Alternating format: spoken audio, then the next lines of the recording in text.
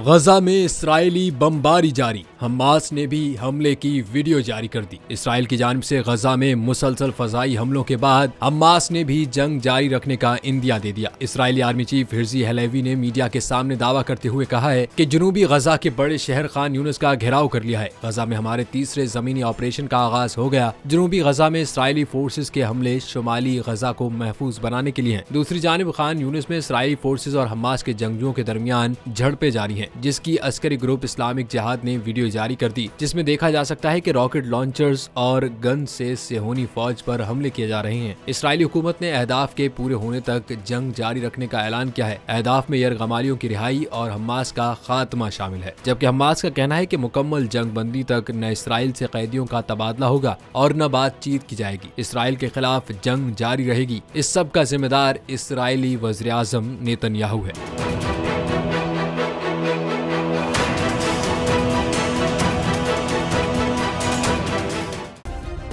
Subscribe करें और bell दबाएं ताकि कोई खबर रह न जाए।